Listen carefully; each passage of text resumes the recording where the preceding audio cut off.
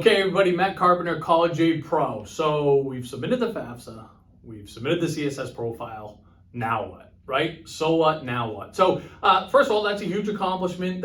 You're checking probably the biggest box in terms of this financial aid application process, but there's still some meat left on the bone, okay? We have to get through something called the verification process, okay? And there's really four broad buckets that I wanna highlight in four different ways that this can work, largely based on the college or colleges that we're talking about, okay? Now, the first possibility here when we talk about verification is that it doesn't happen. You don't get verified. It happens to a fair percentage of you all that when you apply to a school and apply for financial aid, you get accepted, you get your financial aid package, and that's it, you're done. So that's the first place, that's the easiest place. May you all fit into that category.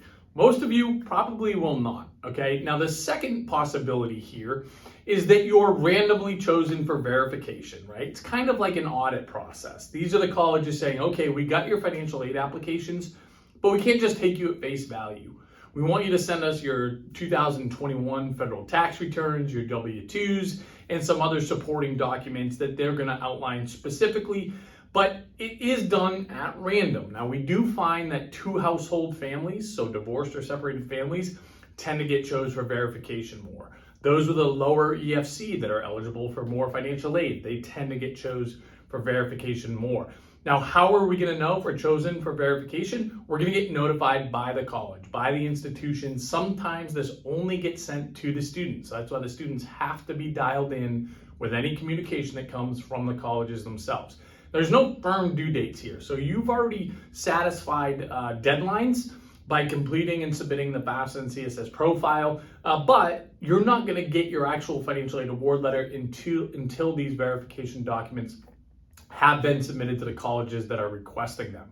Now, the third category here, this is something called IDOC, okay? Now, a lot of the colleges that require the CSS profile, which is under the umbrella of the College Board, okay? A lot of these colleges that require the CSS profile, they use College Board to also do the verification process for them, okay? So there's gonna be a branch called IDOC, and it usually is about 24 hours after you submit your CSS profile. You're gonna get an email from something called IDOC that says, hey, we got your CSS profile. There are some of the colleges that you're applying to are requesting additional information. Again, the big ticket items being 2021 federal tax returns and W-2s. And they want you to go specifically to this website to upload the documents, and then they will disperse them to each of the colleges that are requesting them. So that's the third piece. That's IDOC, and that's a very particular way that the colleges want their verifying documents submitted if they use the CSS profile. Not all of them, but a large percentage that require the CSS profile use IDOC.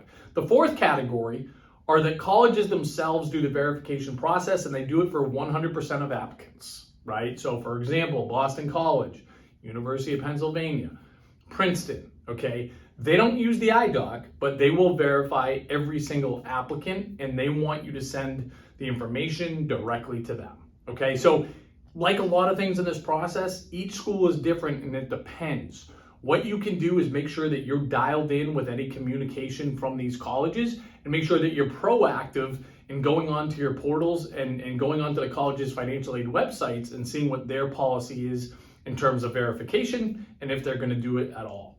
One last tip that I'll leave you with, a lot of these colleges are gonna request your 2021 tax transcript.